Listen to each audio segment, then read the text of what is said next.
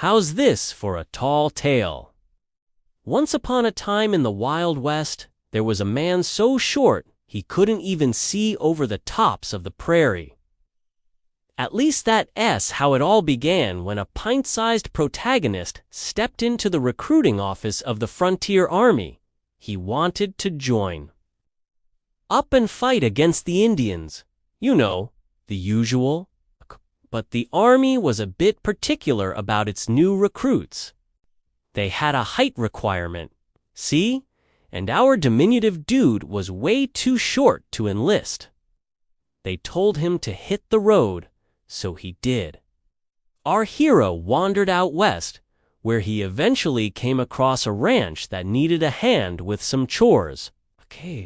And though he was too short to be a cowboy, the ranch hand was desperate for some extra help, so he hired the little man for the job.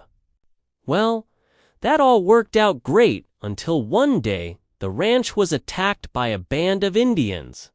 Our cowboy was just minding his own business, minding his own beeswax, you might say, when suddenly an arrow flew past his head and landed in the post right beside him. And when he turned around, sure enough, there were a whole passel of painted faces staring at him and his 6-gun. Now, normally, any self-respecting cowboy would have pulled out his 6-gun and started blasting away at the oncoming hostiles. But our little cowboy didn't have a gun. You see, he was too short to reach the gun on his hip. So what was he to do? Was he just gonna stand there and take it? Well, no, he wasn't. Instead, he did something much more clever. He reached down, picked up a handful of dirt, and flung it toward the nearest Indian. Of course, the dirt didn't do much damage, but it got the little cowboy some precious time. He reached down again, grabbed another handful of dirt, and flung it toward the next Indian. And this time, the dirt hit the brave right in the eye. The Indian howled in pain and surprise, which gave our diminutive defender just enough time to load his 6-gun and start blasting away. Well, in a shootout, anything can happen, but we all know that good always triumphs over evil. So let's just say that our pine-sized hero saved the day. That's one heck of a tall tale. And now it's time for one of your own. Please write down your own version of this story in the comments. And remember, the best stories always include a bit of action and a whole lot of heart. Just like this next one from the history books. The year was 1864, and the Civil War was raging.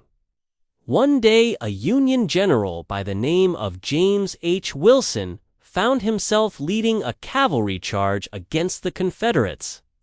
As his horse thundered across the field, he saw a group of enemy soldiers waving a white flag and calling out for a surrender.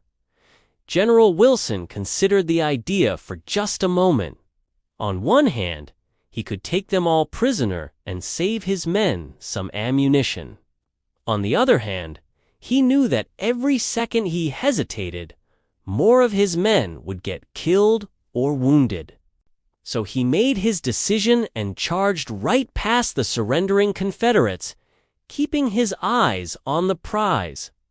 Meanwhile, back at the fort, a young lieutenant sat watching the battle unfold.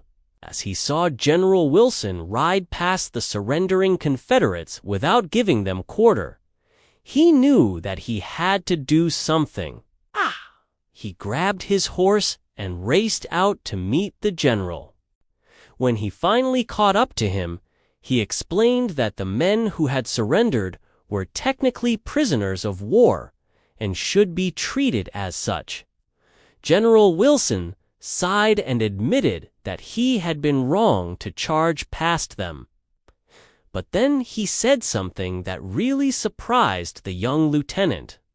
He told him that he had seen the same thing happen during the Battle of Nashville, and that he had ordered the men who had refused to surrender to be shot. The young lieutenant was shocked. He had never heard of such a thing happening before, but he knew that he had to follow orders. So he went back to the fort and ordered the prisoners to be brought before him. Then he personally saw that each one of them was shot. That's quite a story. And now it's time for one of your own. Please write down your own version of this story in the comments. And remember, the best stories always include a bit of action and a whole lot of heart.